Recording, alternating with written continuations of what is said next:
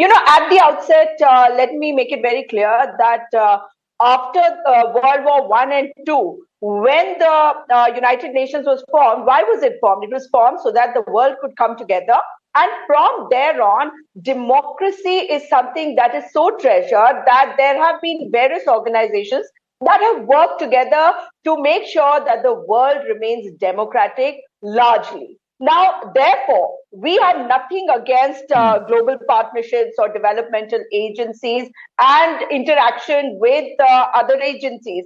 When it comes to the Bharatiya Janata Party, they are the ones who have to answer because they have been in power for the last 11 years. And Ritangshu, is it not a failure of this government that they have to rely on what you call Doge and I call Dodge, because this is simply dodging domestic issues and trying to take the attention away from there when people are asking questions of this government.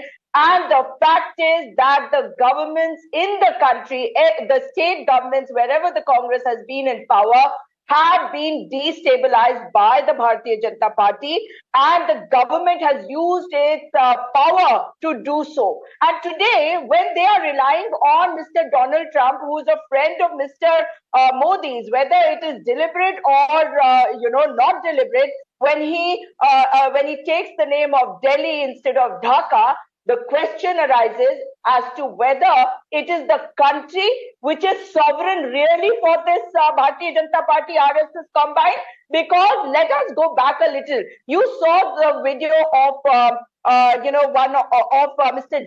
Jaishankar's son with Smriti Irani, when she became a brand ambassador for USAID. So what we are saying today is that we need a white paper. Let's get a white paper and let us know who has got money for what, and let's make it very clear to people as to where and how the USAID funding has happened. And for the last 11 years, Mr. Modi's government didn't know what was happening, whether a lot of money was coming to the NGOs, whether he had taken, money from them, from USAID, to ensure that demonetization was placed. You remember that launch of that joint program that the government did with USAID?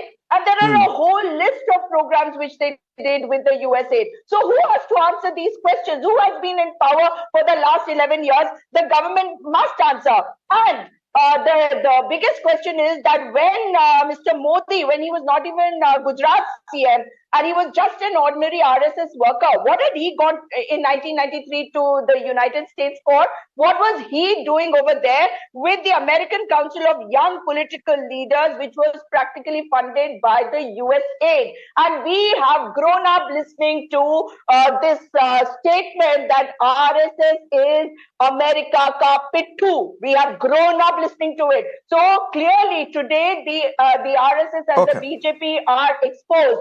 Do you remember that Mrs. Indira Gandhi also never trusted the RSS for this very reason, because it was the USAID which obviously what I don't understand must have been used by the BJP RSS and the ideological forefathers of the BJP to interfere in the country's affairs. It is clear that the RSS BJP will always rely on foreign forces to destabilize the democracy of this country. So I find it fascinating. The BJP says it's the Congress